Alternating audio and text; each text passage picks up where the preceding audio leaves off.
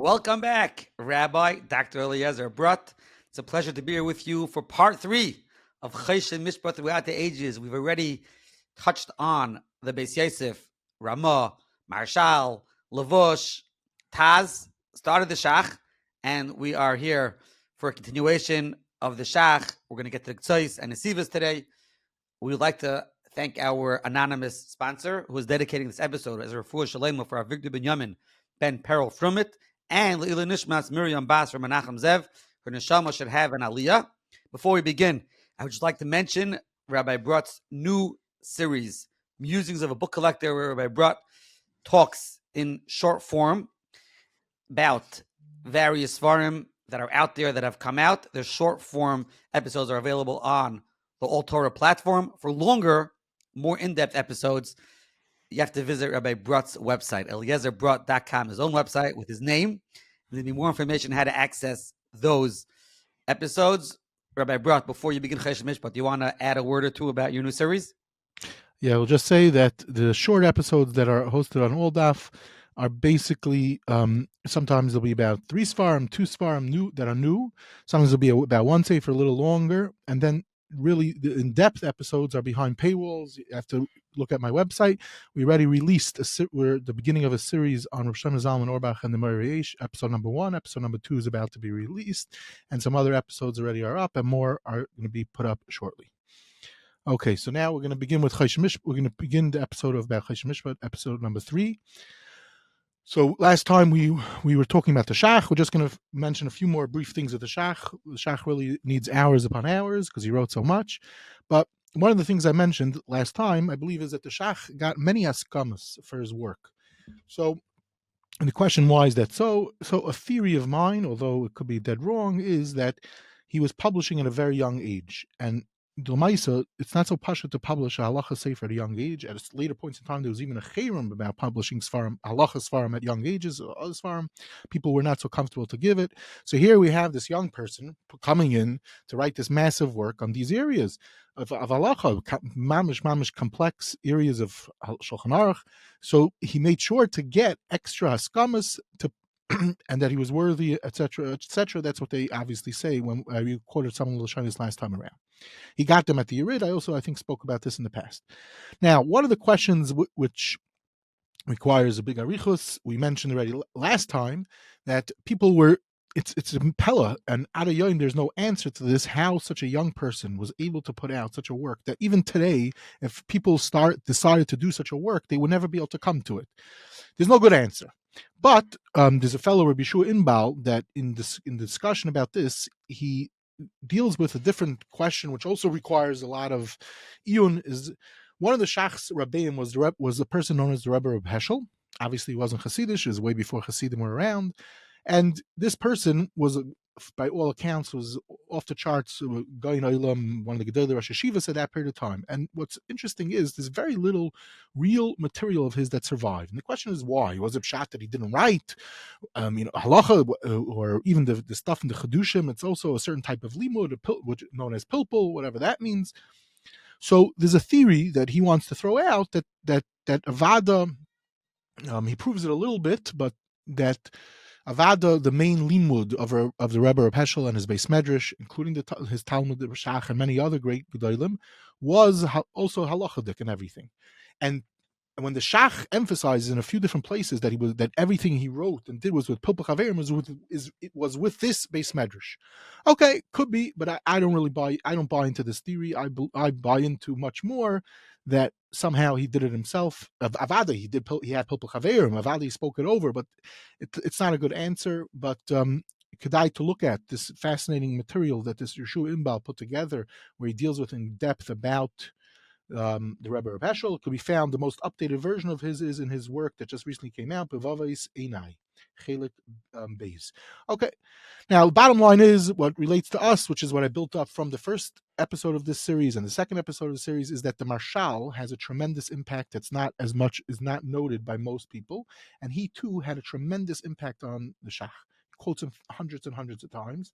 Mefalpel him. Of course, he also argues on him. Similarly, what I discussed in the first episode a little bit to mention some of the highlights of the Mahalach HaLimud of the Marshal. This also we find, which was one of the things, was to check everything inside very carefully to learn all the sugyas, to learn all the Rishonim. We definitely find this by the Shach. That's one of the things that he does, which is part of the mystery. How does he open up all these Sfarim? How did he even have them? Now, just like the Beis Yosef, which was to look up everything, also he got that from the Beis Yosef. He's mefalpel in the Beis Yosef, and of course into the Rama.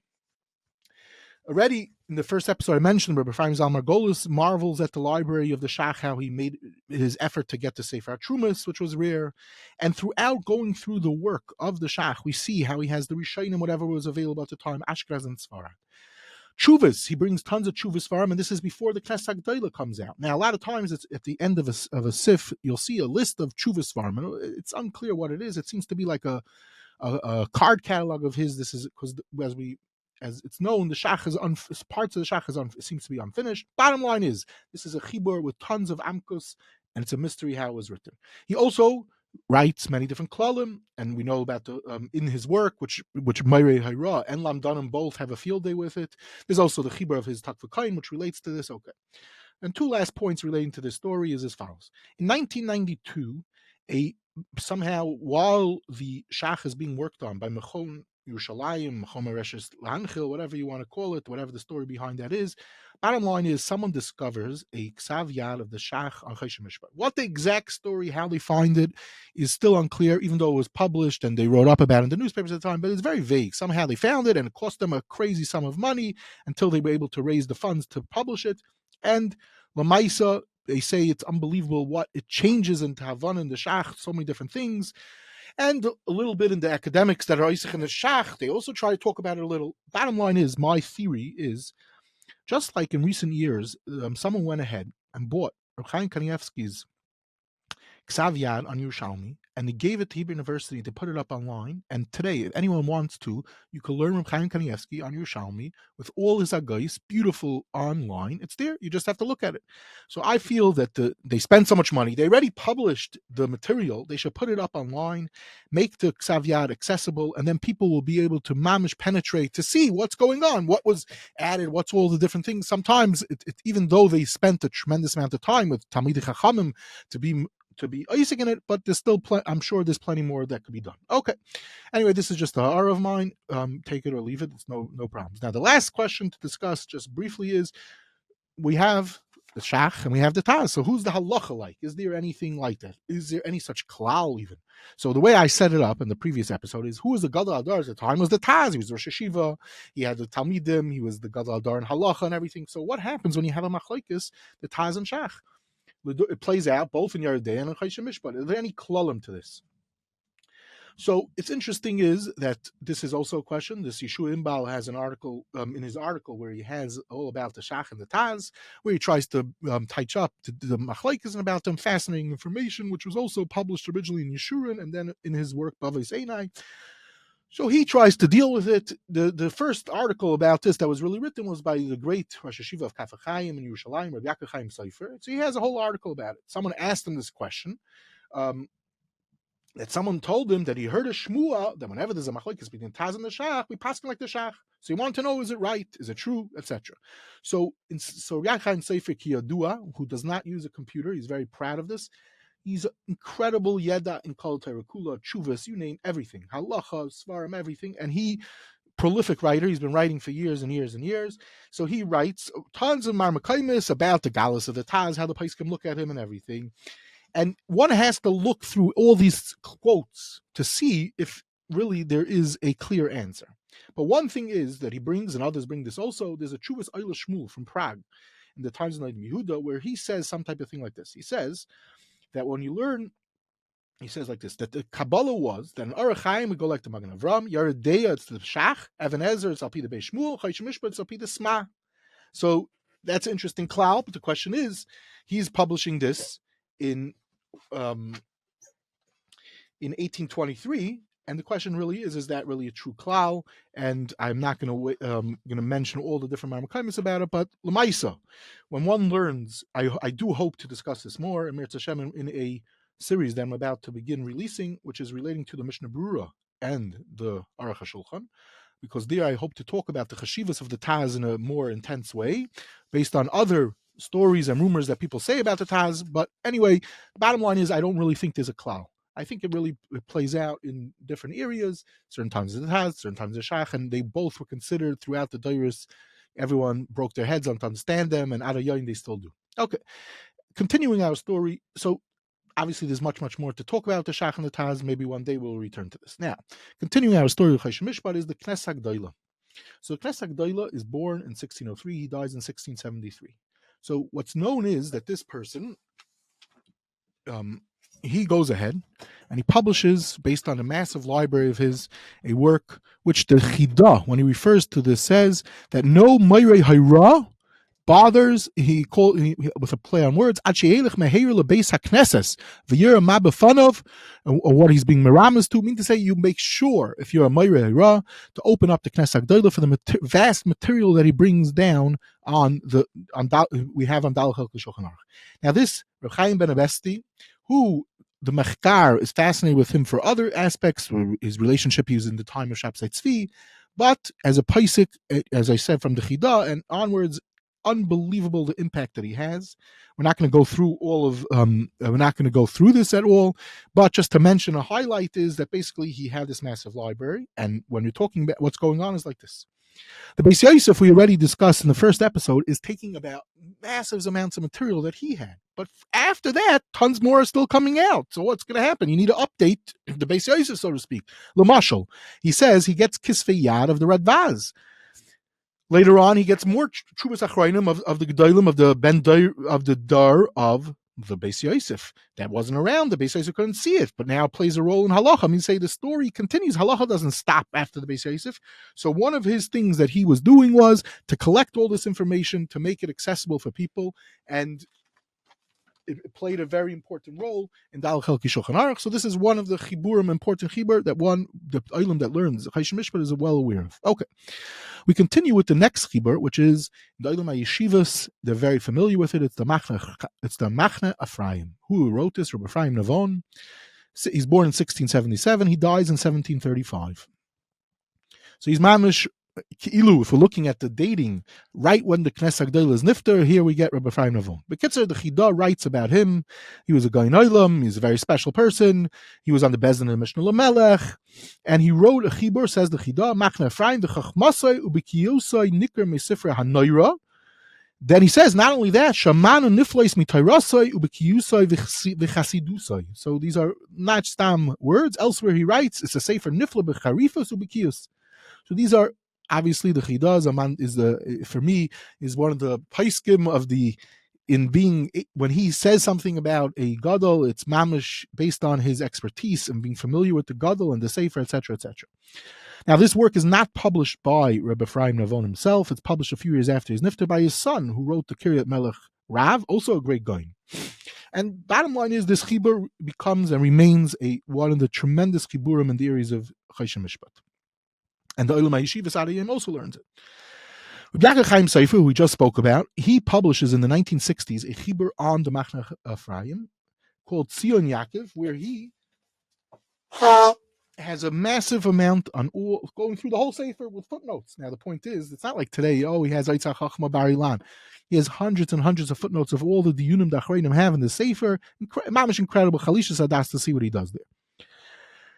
He also has an interesting novel where he talks about the HaYeshivos of the Sefer. One of the things he points out that if you find stiris in the Sefer, it's not such a big deal because it's not the final word of Rabbi Ephraim Navon. He didn't publish it. His son did, and he didn't have it. Rabbi Ephraim Navon himself did not have a chance to publish it. If he would have, it probably would have had not so many stiris.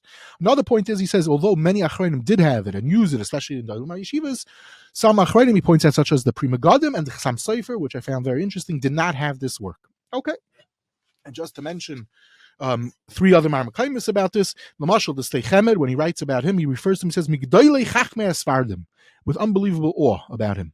Rabbi Pesach Frank, in a series of letters that was published, which we'll discuss more about them shortly, he writes, when he's talking about the Machane Efraim, he says a fascinating thing. He says, he's writing to his son, who was learning in Telz at the time. This he's writing from Yerushalayim. He's the Ravid in Yerushalayim at the time. So he writes like this. Betach nimtza b'HaYeshiva sefer Machane Efraim, hum sefer mitzuyin, v'kal ma'oid la'ayin boi, ki hu migaonei asfardim, v'signon limudam hu ba'oifen acher midarkei chachmei Ashkenaz. It's written, it's excellent sefer, it's easy to understand, it's kedai to be ma'ayin, and his language is different, and his method is different than chachmei Ashkenaz. V'yesham harbe hanegei l'bam metzia, and he lists out all the different things, and he says, Rechush l'cha yediya boi v'yitav l'cha. It'll be good for you if you go through it. Similarly, Rabbi Yisrael Salanter giving advice to someone when he's told him about learning Choshen Mishpat, he said, make sure to learn amongst the Chiburim, he said, is the Machane Efraim. Okay. Now, these are the second and third stories relating to today's episode. Now let's continue with possibly the next few Svarim. And that is like this. The next Mapecha that begins in which is we're still gaining from it at Yom, and not only in the halachadik but also in the yeshiva world, is the mapecha of the Sefer Tumim and then the Ketzos and Nesivos. Okay, so there's a fascinating lashon from a sefer called Darkei Chaim from Rabbi Chaim Yaakov, Zilberberg. Sorry. So he says, when he's referring to, he says like this. We have the Gedolah Achronim, Hamuvhakim, V'roisham, Baal Ha'urim V'Tumim, Ketzos HaChoshen, and Nesivos HaMishpat. He also throws in Rabbi Kiveger, and he says on them, Dalid Raglei HaMarkava, Markeves HaToyers HaKetosha. These are the Gedolah Achronim. And we find, sometimes you'll find it's the Ketzos, Rabbi Kiveger, and Nesivos, other times it's all four, whatever it is. These Svarim get a tremendous chashivos in the Olam Halacha and in the Olam HaYeshiva. Now, obviously, there's a ton what to say about all this, and I'm not even going to bother to attempt, but I'm just going to be a quick smorgasbord of some interesting material about this topic. The Urim Tumim, Rabbi Yonasan Eibshitz, one of the Gedolei Hadar of his time, published it. He's alive from 1690, and he dies in 1764. He didn't publish all that much in his lifetime, but Lamaisa, the Urim Tumim comes out shortly afterwards in 1775 till 1777. Now, we have quoted a very famous thing of his, how he's mityaches, how he looks at the Shulchan Aruch. We quoted this in the episodes of Reb Chaim Kanievsky, where he says that even though that a lot of times there's a Ruach Hashem behind them that believe that they were mechaven la'halacha and believe kavanas hakosef. And you say one could come and say Torah in what they said because there's a special siyata shmaya, Ruach HaKodesh, however you want to understand it. This is something that many people quote. From the Urim V'Tumim, this is the power of the Shulchan Aruch. That even if, let's say, we find that they didn't mean something, we could touch up that this is really the special kavana behind it.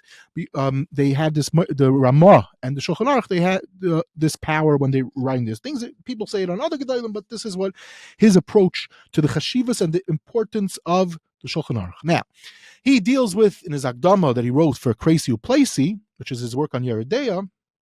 He deals with explaining a little bit his method, how he's mityaches to the earlier Gedolim, such as the Sma and the Shach. He argues on them.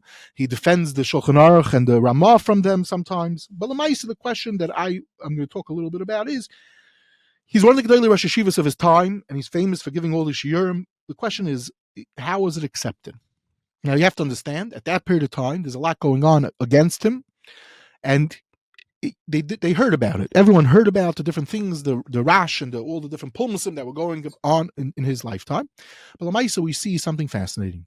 The works of his in Torah immediately are accepted. We're going to discuss, and that's what I'm going to mention.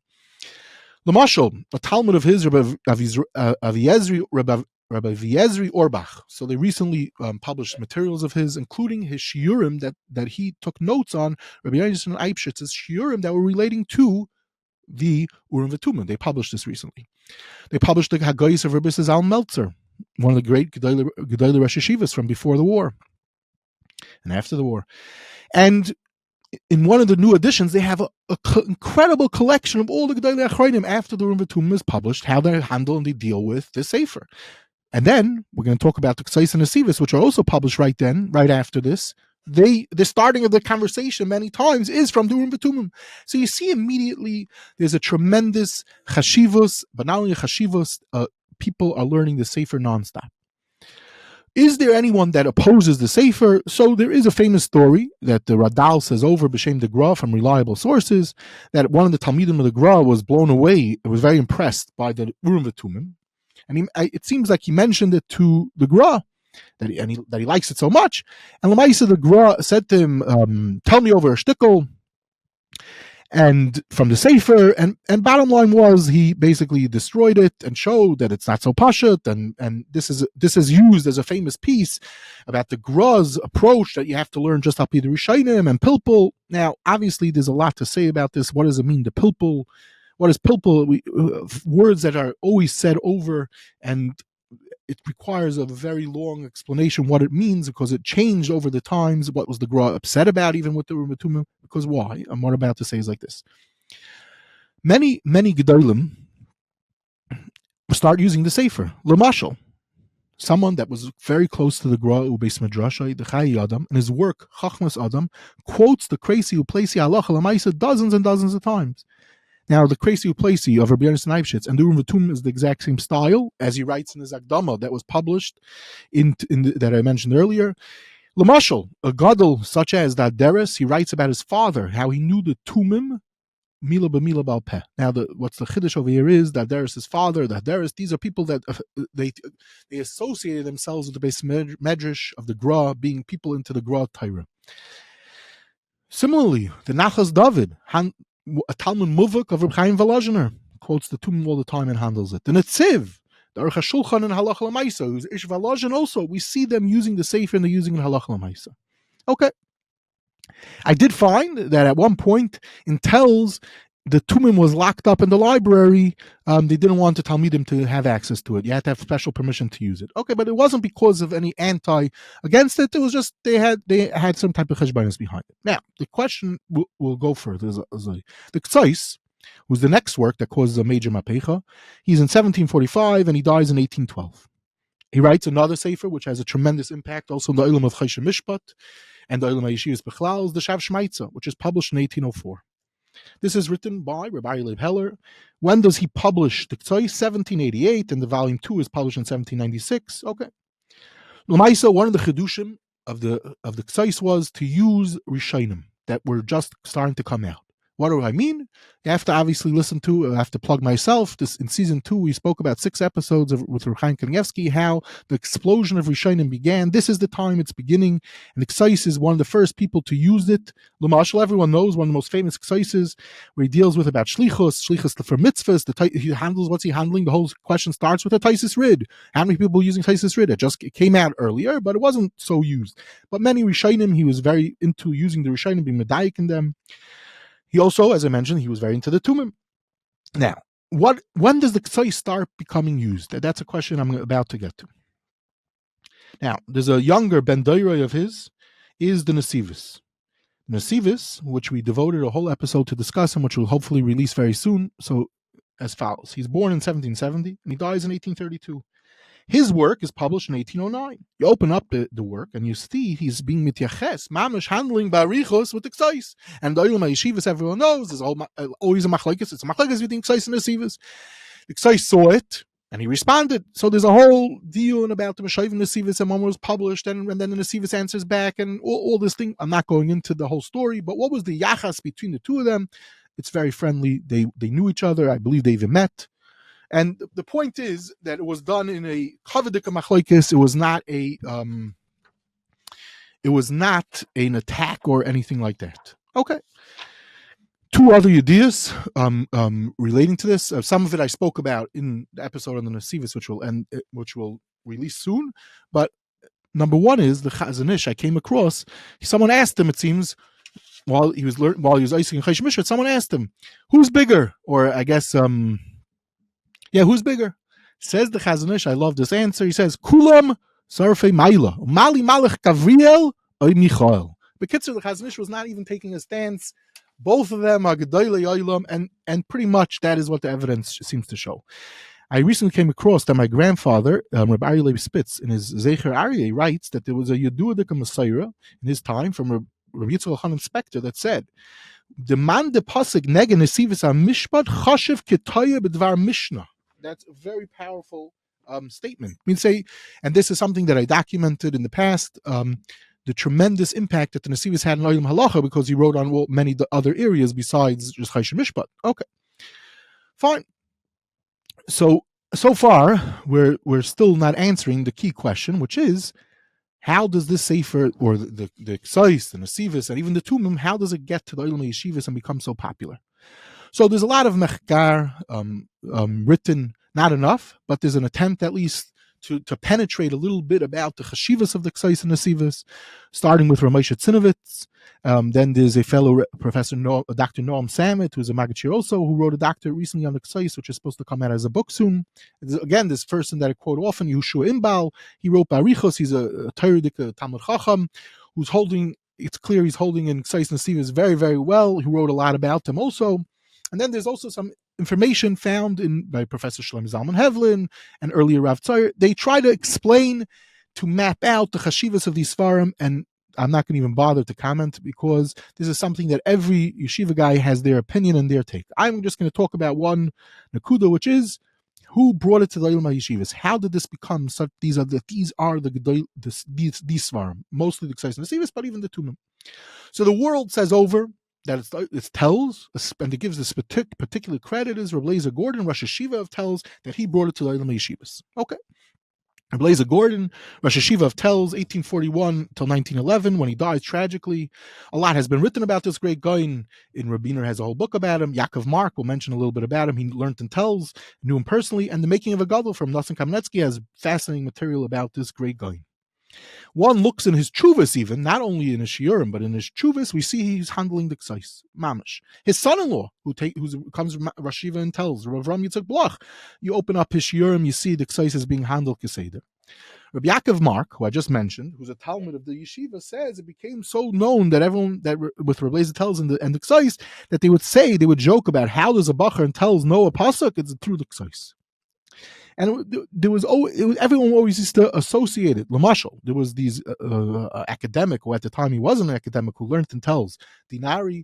So he records that on his way home from after leaving Tells, where he writes about him learning Ketzos. So he goes to visit the great Gaon Rabbi Yosef Stern, who we spoke about a little bit in the episode about the Kutze Shel Yud controversy story. So in his autobiography, he writes about his visit with Rabbi Zecharia. He wanted to get fahered, maybe get smicha from him. And Kitzer, Rabbi Zecharia says to him, where did you learn? He learned in Tells. So did you learn anything besides Ketzos? So it was known, the affiliation, the Ketzos and Tells is very well known. Simcha Asaf, Professor Simcha Asaf, who also learned in Tells, also writes about it, and others also. The great Gaon Reb Gifter also writes, he's very not into learning achronim, for Bachram learning achronim, but he says, Avada, the Ketzos, Nesivos, these are farm one has to learn. Okay. Lemaisa, everyone's very familiar. You hear this always growing up, how Rebbe Bloch went to go buy the Ketzos when he got to America during World War II, and the Meicher said to him, this is the last Ketzos that's going to be sold in America. And he said, no way, there's going to be many more Ketzos. And we know, obviously, thousands and thousands of Ketzos have been published, and that Meicher was dead wrong. Okay. Another ish tells, and this is just to mention, we just quoted the letters earlier, is as follows: Reb Tzvi Pesach Frank. Reb Tzvi Pesach Frank, before getting to Yerushalayim, he learned in Tells. And he had his son, he sent his son back to Europe later on to go learn in Tells and in the Mir. Okay. So when he sends his son there, he corresponds with him on a weekly basis. So at one point in time, they printed an edition of these letters, obviously chopping out a lot of different stuff, calling it Shvi V'Yar. It's a beautiful work, highly recommended. But Lemaisa, the real letters, the whole back and forth of each letter, was only published in a very limited edition. It's called Essay Einai El Haram. And one could see in these letters, they're handling in Torah, they're handling in all different things.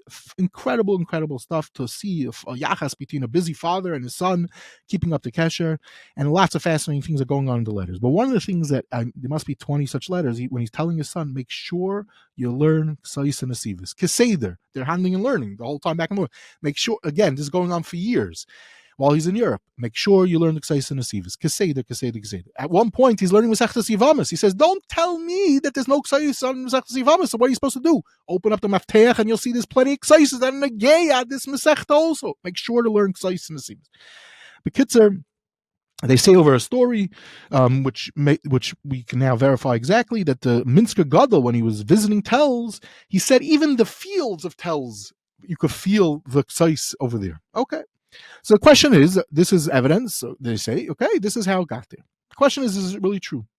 So now, Rabbi Eliezer Gordon had connections. It seems he might have been some form of a Talmud of Rabbi Yisrael Salanter. We have evidence. In passing, the Sri Deyesh writes that he was zeicha to learn with Rabbi Naftali Amsterdam, one of the great Gedolei Talmidim of Rabbi Yisrael Salanter. And he had a Kabbalah from Rabbi Yisrael Salanter that on Matzah Shabbos one has to learn Ketzos HaChoshen. So even though he's old, he would have a Seder. So the Alta Slabatka sent to the Sri Deyesh to go learn every Matzah Shabbos with Rabbi Naftali Amsterdam. Lulmait Sefer Zeh b'Chavrusa l'shem Pilpul v'Avaris and Yanim ba'Amkus. And he would always have a different bacher coming, and Bekitzer, the Sri Deyesh was zeicha to learn with him. So there was a Kabbalah from Rabbi Yisrael Salanter. So it's really Rabbi Yisrael Salanter. Not only that, Rav Daiches, who met Rabbi Yisrael Salanter when he was very young, so Rabbi Yisrael Salanter asked him, what are you busy learning with? So I quoted earlier, he told him, Machane Efraim, said Rabbi Yisrael Salanter, when you learn Choshen Mishpat, make sure you learn the Ketzos.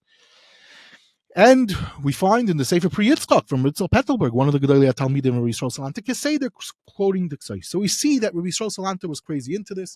And obviously, the Olam HaYeshivos, it's been forgotten. But at that period of time, Rabbi Yisrael Salanter, not only being for Musar, was known as a tremendous guy in Olam in learning. So it passed. But the question is like this: is that all? So my answer is as follows: it's true that Telz was definitely into it, but checking into it, one could see much more. L'mashal, opening up the Nachlas David, the Talmud Muvak of Reb Chaim Volozhiner, and we don't even have all that he wrote. We see Keseder Be'iyun. He's handling into Rishayim and Tumim Ksais Nesivos. The Netziv, not a big Achrayim guy. Same thing. Oruch HaShulchan, Halacha L'maisa. He quotes the Nesivos, the Ksais, the Tumim Keseder. L'mashal, another Ish Volozhin, a Talmud Muvak by the Netziv, Rabbi Aaron Milakovsky. So looking in his Chuvas Oyel Aaron, Keseder, you see it.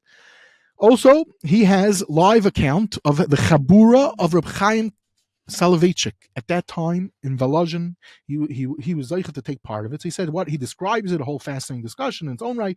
So he would come in unprepared. It was a Chabura, it wasn't a shir.